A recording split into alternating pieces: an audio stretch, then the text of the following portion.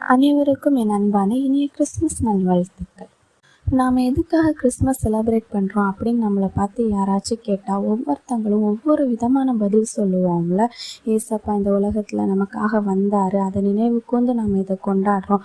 நமக்காக நம்மளோட பாவங்களை மன்னிக்கிறதுக்காக தேவன் குமாரனை கொடுத்தாரு, அதை நினைவு கூர்ந்து கொண்டாடுறோன்னு எத்தனையோ பதில் சொல்லுவோம்.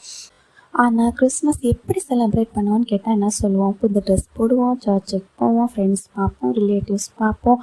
கூடவே அன்னைக்கு கண்டிப்பாக எல்லாருமே மாற்றி மாற்றி கிறிஸ்மஸ் விஷஸை ஷேர் பண்ணிப்போம் ஒருத்தருக்கு ஒருத்தர். கூடவே சில நேரங்களில் கிஃப்ட்ஸ் ஷேர் பண்ணிப்போம், கேக்ஸ், ஸ்வீட்ஸ் இதெல்லாம் கூட நம்ம ஷேர் பண்ணிப்போம். எதுக்காக இந்த ஷேரிங் இருக்குது? ஏன்னா கிறிஸ்து பிறந்தது ஒரு நற்செய்தி, எல்லா மக்களுக்கும் எல்லா ஜனத்துக்கும் தெரியப்பட வேண்டிய ஒரு நற்செய்தி.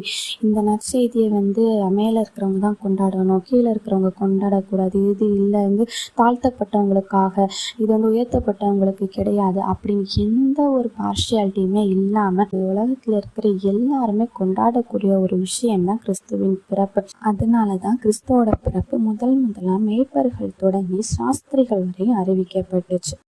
சாஸ்திரிகள் நட்சத்திரத்தை அடையாளமாக வச்சு போனாங்க. மேய்ப்பர்களுக்கு தேவதூதனே இறங்கி சொன்னார். அவர் சொல்லும்போது இன்னைக்கு கிறிஸ்து பிறந்திருக்கிறாரு, அவர் தேவனுடைய குமாரன், போய் பாருங்க அப்படின்னு சொல்லாமல், இதோ எல்லா ஜனத்துக்கும் மிகுந்த சந்தோஷத்தை உண்டாக்கும் நற்செய்தியை உங்களுக்கு அறிவிக்கிறேன் அப்படின்னு சொல்லி தான் சொல்கிறாரு. இது எல்லா ஜனத்துக்குமான ஒரு நற்செய்தி. ஆனால் இப்பயும் கூட இந்த நற்செய்தியை நம்பாமலோ ஏற்றுக்காமலோ உணராமலோ ஏன் கிறிஸ்துவோட பிறப்பை பற்றி தெரியாமல் கூட எத்தனையோ பேர் இருக்கிறாங்க. இந்த கிறிஸ்மஸ் எல்லாருக்குமானதுன்னா அவங்களும் இதை செலிப்ரேட் பண்ணணும்ல. அதுக்கு நம்மளால் என்ன செய்ய முடியும்?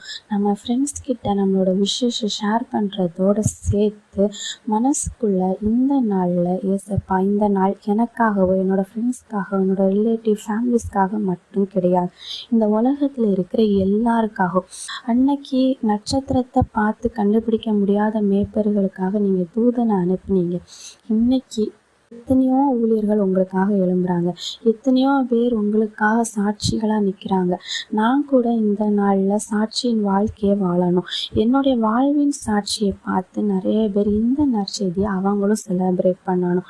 இந்த கிறிஸ்துமஸ் தொடங்கி இனி வர ஒவ்வொரு கிறிஸ்மஸும் இனிமேல் உங்களை ஏற்றுக்க போகிறவங்களுக்காகவும் உங்களை தெரிஞ்சுக்க போகிறவங்களுக்காகவும் இந்த கிறிஸ்துமஸ் இருக்கணும். எல்லாருமே உங்களை சேர்ந்து செலிப்ரேட் பண்ணணும் அப்படின்னு சொல்லி இந்த நாளில் நம்ம கேட்போமா? இப்படி ஜெபத்தின் மூலமாக கூட கிறிஸ்து பிறப்பின் நற்செய்தியை மித்தவங்க கூட நம்மளால் ஷேர் பண்ணிக்க முடியும். இந்த கிறிஸ்மஸில் இப்படி ஒரு விஷயம் நம்ம ஷேர் பண்ணுவோமா? I wish you once again a very merry happy Christmas.